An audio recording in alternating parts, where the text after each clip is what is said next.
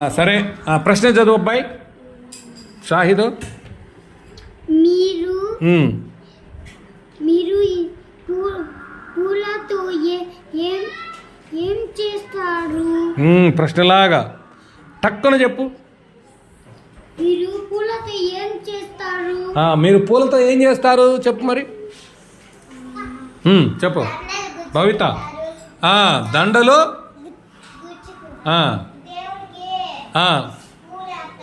Very good. దేవుడికి పూజ చేయడానికి.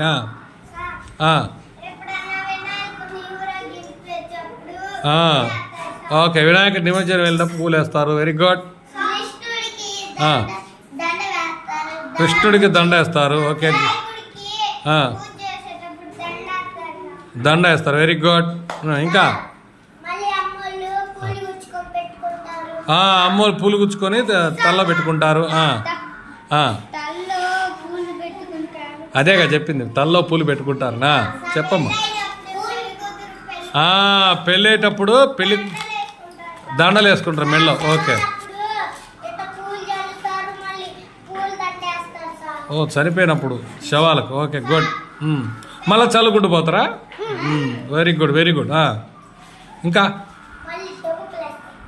డొముకులు వేస్తారా? ఇంకా ఇంకా ఇంకేం చేస్తారు? పూలు ఇందాకే మొన్న తెచ్చానుగా నేను, జెండా ఎగరేసిలో తేలా పూలు నేను. మరి అప్పుడు ఏం చేశారు? ఒక్కరొక్కరు జెండాకు గుచ్చానా? అటు నుంచి ఆడి నుంచి వచ్చినాయి జెండాలో ఎట్ట వచ్చినాయి పూలు? అది ఎవరు వేశారు?